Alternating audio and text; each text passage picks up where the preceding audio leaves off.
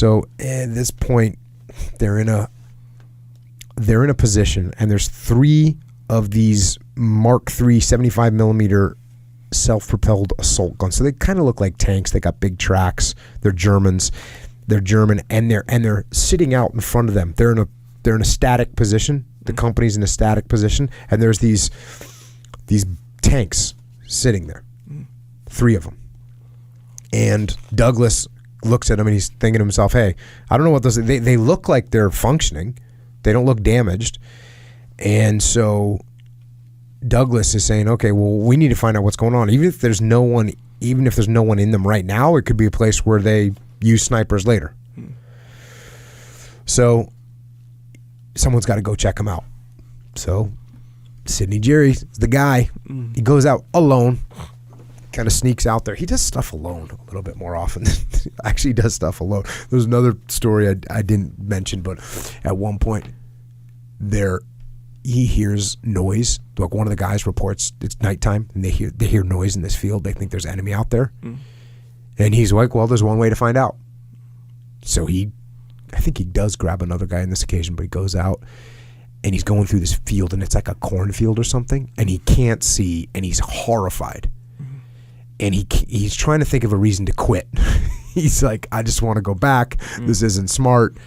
And as this is taking place and his fear is climaxing, all of a sudden he hears a bunch of cows in the field moving around.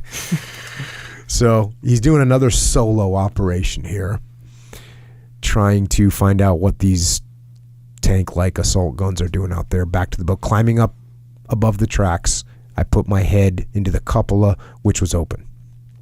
A familiar and terrible stench hit me. Inside was a charnel house. 6 inches away, a set of bared teeth, set in an unrecognizable black and incinerated lump, grinned at me. Beside it, a charred and bony arm reached up in agony. Spread on the floor like a pool of tar lay the melted remains of the driver.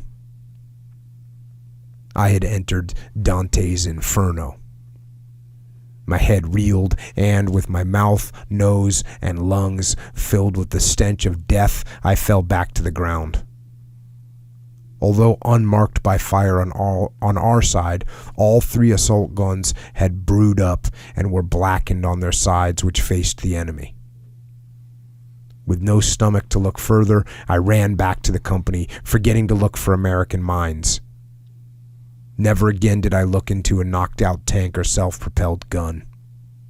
I reported to Douglas that nobody in their right mind would use them for an observation post or for any other purpose. Later that day, Douglas asked the commander of a Sherman tank to fire some armor-piercing shells into each of them. Positioning his tank hull down beside 16 platoons' positions, which were to our left, the tank commander first selected the assault gun I had visited. His first shell hit it slightly above the tracks, like the hammer of Vulcan. A red glow blossomed on the armor plate around the point of entry and slowly faded. It was followed by a second and third shell until a mirage of heat appeared above it, and for a second time the funeral pyre blazed with an incandescent ferocity.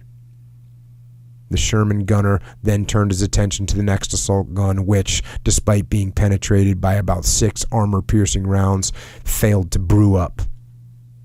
His first shot at the third caused a massive internal detonation, no doubt due to ammunition stacked within. A volcano erupted from its cupola, sending a dense cloud of black smoke and red sparks into the air. A truly Wagnerian end for the warriors entombed within, but it revolted me. For the rest of the day, I brooded. This communicated itself to my NCOs and soldiers, who stole mystified glances at my grief for an unknown enemy. During the afternoon, I wandered across the road to a lone house where Dennis Clark had his observation post. I was looking for solace from a wise and good friend. The post was filled with gunner officers. There must have been a dozen of them setting up their equipment in preparation for an attack by 214 Brigade. This activity precluded any solace for me.